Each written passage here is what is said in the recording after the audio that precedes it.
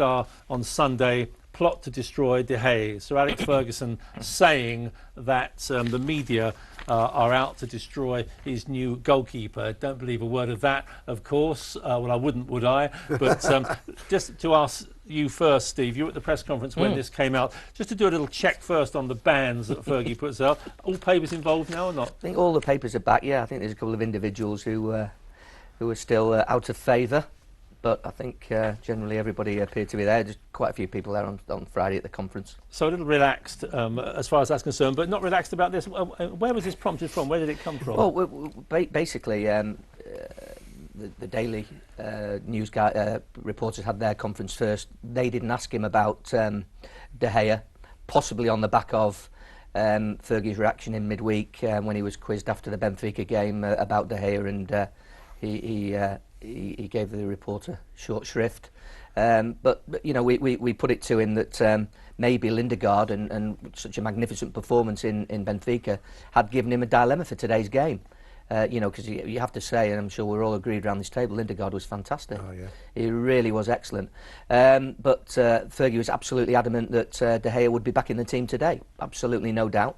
And then he sort of elaborated on that and said that he believed that the media and all arms of it were basically waiting for De Gea to fail. He didn't actually say, you know, you're out to destroy him, but he said you are waiting for him to fail, which is similar. What he said, including through the reports, and obviously you were there is an agenda from the media on De Gea. We experienced that again on Wednesday night. For some reason, they seem to be desperate for the boy to fail. That's the impression I've got, and I don't understand it. He woke up to stories last weekend about being dropped. Blah, blah, blah. So he feels very strongly about it. But he does. I mean, you know, we all know Alex Ferguson is fiercely protective of his players in public, particularly young players. And, you know, he believes, he sees him in training all the time, you know, he's got probably a better insight than we have. He believes he's handling the situation fantastically, particularly as the guy doesn't speak English. He's only 20, and, you know, there's bound to be a spotlight on him. But he has made mistakes as well. And of course he's made mistakes in the Community Shield against Man City. I think he made a mistake at West Brom. Theo Walcott put one through his legs in the 8-2 at Old Trafford, although in that game he did make some excellent saves. So obviously the focus was on him more last week at Bolton. Would he play? Of course he did.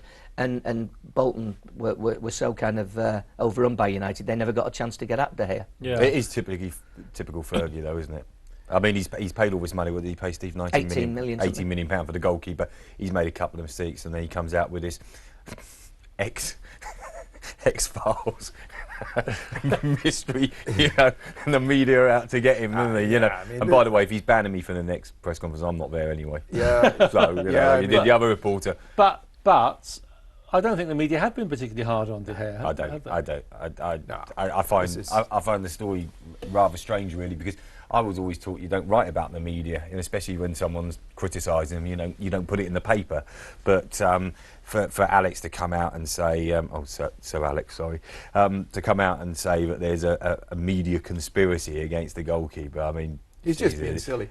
He's been on Michael Jackson's Neverland Ranch. I mean, he was at least he wasn't rude as he was to Kelly Cates, the TV interviewer, when she asked a perfectly reasonable question in the immediate aftermath of the match against Benfica in Lisbon, which was all about Lindegaard, who was United would have lost 3-1 but for Lindegaard's performance.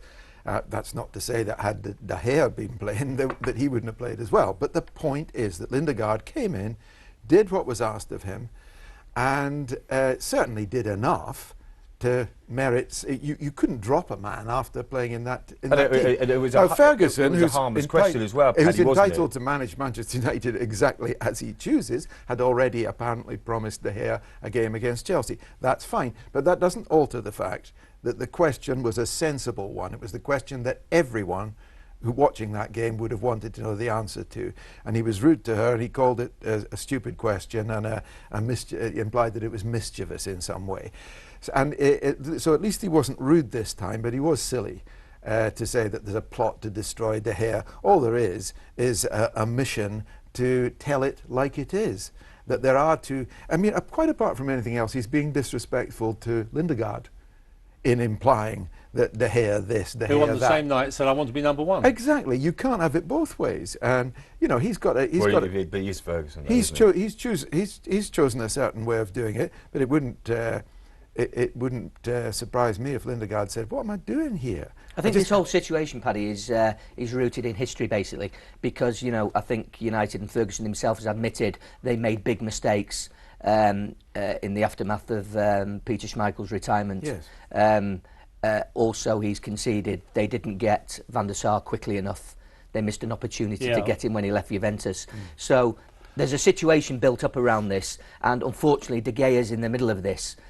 Because obviously he's following pretty much a legend in Van der Sar, because Van der Sar was an outstanding goalkeeper, albeit one who was 40.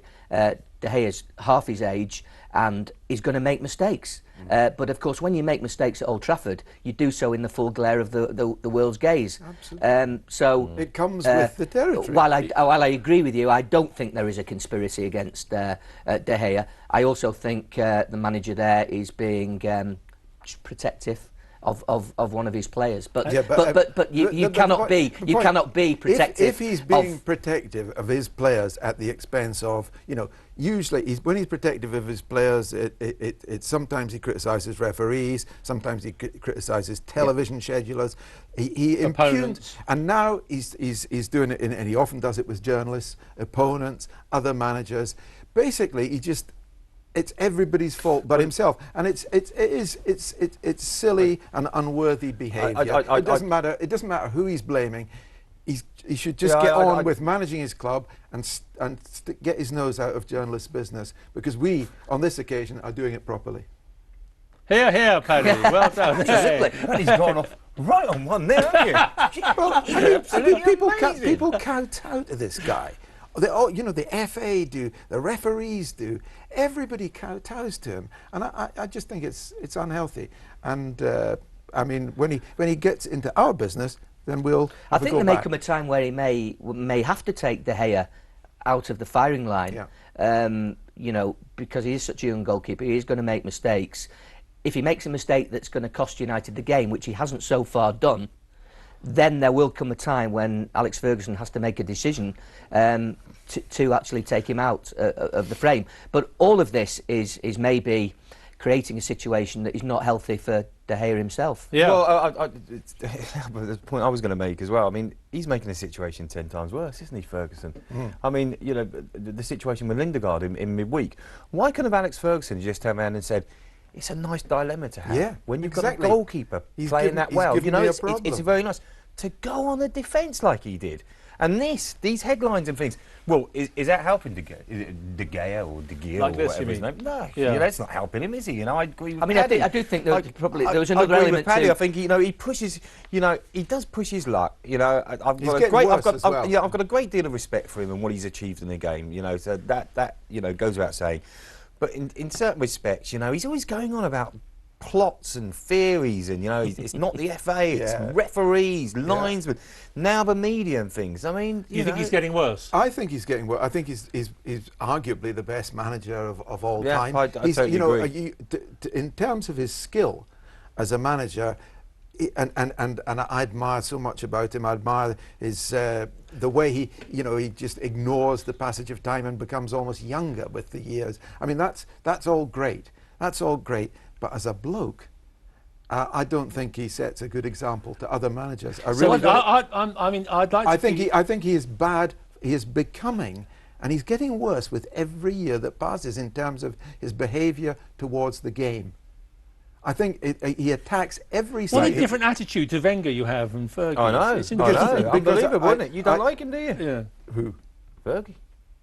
Well, I don't. I'd like him. Right. I like him. I can imagine the I scene. thought you got on well with him. I can imagine the scene at Old Trafford in the corridor there by the press room. Next time you see Sir Alex, how are you, Sir Alex? I'm going to make sure I'm there. That's for sure. I mean, clearly, I think you'd be on the list of banned, don't you? Clearly, I wish him well. But I mean, if in terms of respect for the game, I do wish he would show more. Just in terms of he abuses. just in terms of the Lindegaard. Sorry, I think where I do agree with Paddy, I think he abuses his position in the game now. And in some respects, what Paddy is actually saying, we laugh. But I think he's right. I mean, he is at the stage of his career, and given everything that he's achieved, where managers tend to look at, he sets a benchmark, doesn't he? So when he starts doing these sort of things, and have a go at the FA, linesmen, referees and everything else, it's almost taken as read that everyone else can do it, you know, because Fergie's doing it. Yeah. But I do think he abuses. I mean, you know, we laugh, but, you know, going back to last season, the Champions League, when he was asked the question about gigs and it was all caught on film, I mean, that kind of sums Fergie up, doesn't it? You know, it's like, assassinate him. Yes. Who is that in there? Is he coming to a press conference? Yeah, Do for him. it's almost as if he's lost control of the reality that he is, when all's said and done, he's so cocooned by sycophants. When all's said and done, he's just a bloke doing a job. He might be very, very good at it, but he has the same human obligations as the rest of us, and I don't think he's aware of that anymore. I'd just like to say good morning, Sir Alex.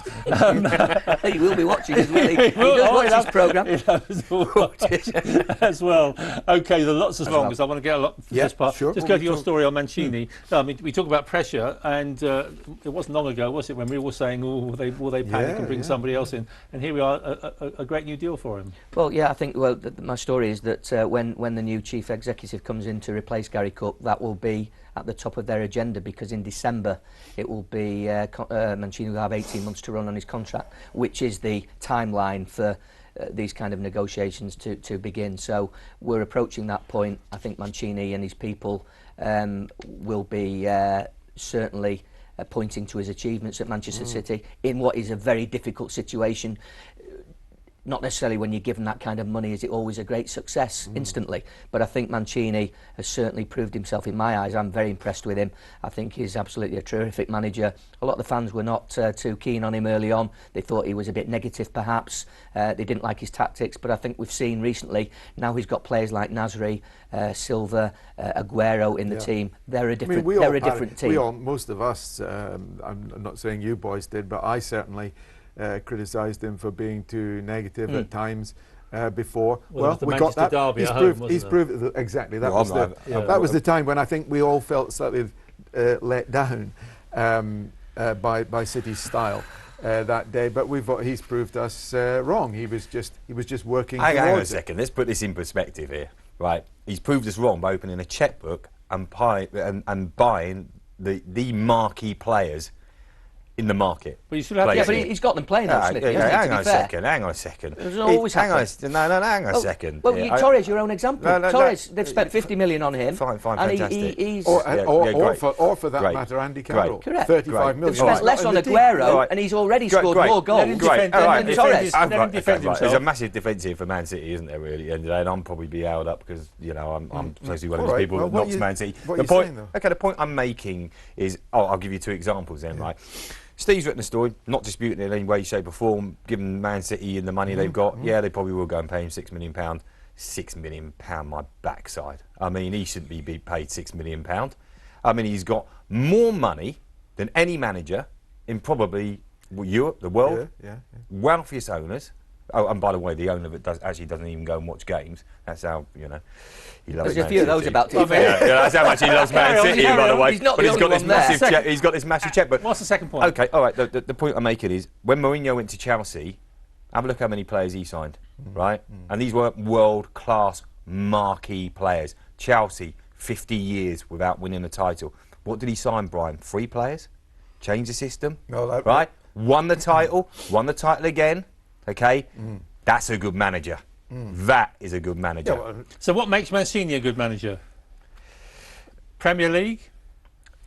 He's won the FA Cup, hasn't he? So I don't think people should get carried away, but it doesn't detract from the fact that this guy can sign any player that he wants. This idea that, you know, you've got to gel these things, couldn't sign Wayne Rooney, could you? No.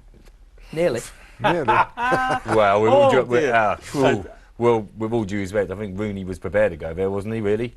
I mean, until Man United decided to pay him. You don't think Mancini's doing a good job then, Smithy? I mean, I think it's exaggerated. If he wins the league this year, I think it's fine.